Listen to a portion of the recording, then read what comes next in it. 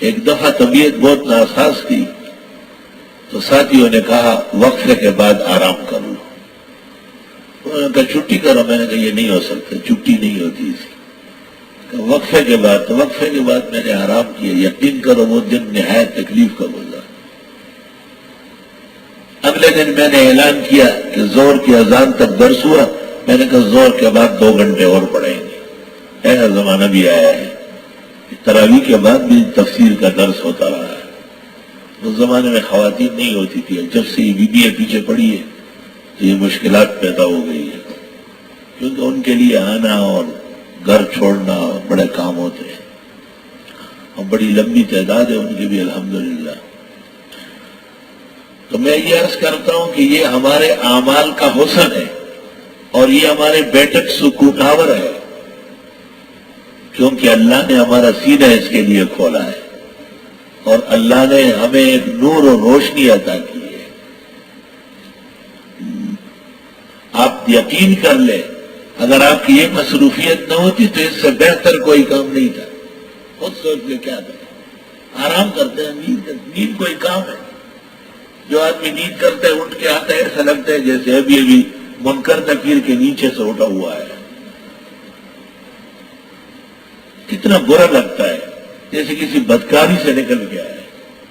دن میں جو نیند سے اٹھ کے آپ سے ملاقات کرتا ہے آپ تعجب کرتے کہ یہ انسان ہے یا یہ مگرمچھ سے نکلا ہوا ہے.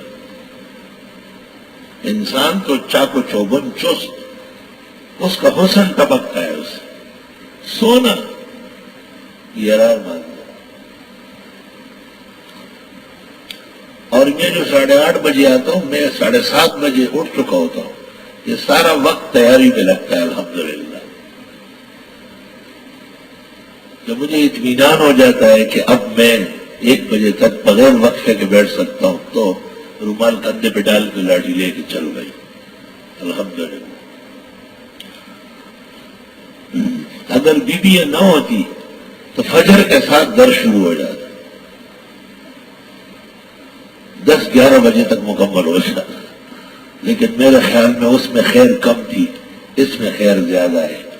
اس لیے شریعت نے اوقات جو نمازوں کے رکھے تو اس طرح رکھے کہ سب شریک ہو جائے.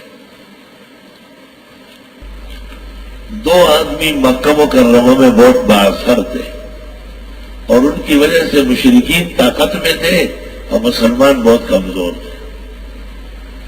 جناب نبی کریم صلی اللہ علیہ وسلم کو ظاہر ہوا کہ اگر ان میں ایک بھی ہمارے ساتھ ہو جائے تو ہمارا پلہ بھاری ہو جائے گا. کہتے ہیں منگل کے دن ظہر کے بعد آپ نے دعا مانگی.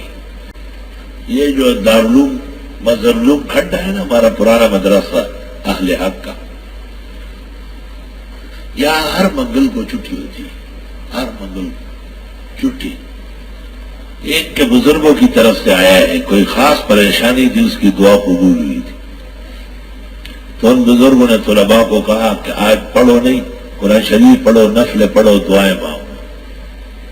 تو وہ زور کے بعد ان کی بھی دعا قبول ہوئی کہتے ہیں. مجھے جب تک سے یاد ہے مظہرالعلوم کھڈے کے اندر ہمیشہ منگل کے دن چھٹی ہوتی. حضرت عمر رضی اللہ عنہ کا نام تھا عمر ابن الخطاب اور ابو جہل کا نام تھا عمر ابن ہشام. تو آپ نے دعا اس طرح کی کہ اللہم اعز الاسلام باحد العمرین یا بعمر ابن الخطاب او عمر ابن ہشام. بدھ کے دن صبح 10 اور 2 بجے کے درمیان میں دعا قبول ہوئی. دعا تو کل قبول ہو گئی تھی جو آپ نے مانگی. اس حضرت عمر تشریف لائے، آئے کسی اور ارادے سے تھے لیکن آپ کے پیروں میں سر رکھا اور کلمہ پڑھنے لگے. تفصیلی واقعہ حضرت عمر کے اسلام کا. آپ سے پہلے 49 آدمی مسلمان ہوئے تھے اور آپ 50 میں ہیں، اس لیے ہمسوٹ کہلاتے ہیں. حضرت عمر رضی اللہ عنہ سے 2210 احادیث مروی مکثرین میں سے ہے. تو علماء کہتے ہیں تمام صحابہ مرید ہیں لیکن حضرت عمر مراد ہے، اللہ سے مانگے گئے. ان آیات میں بیشتر مفسر کہتے ہیں حضرت عمر مراد ہے، اور چونکہ آپ کے مقابلے میں ابو جہل رہ گیا تو دوسرا وہ مراد ہے کمم مثلہ فی الظلمات لیس بخارج منہا کذالک زین للکافرین ما کانوا یعملون وکذالک جعلنا فی کل قریۃ اکابر مجرمیہا، اس طرح ہم نے مقرر کیے ہر بستی میں بڑے جرائم پیشہ لیمکروا فیہا کہ وہ سازشیں کرتے رہے۔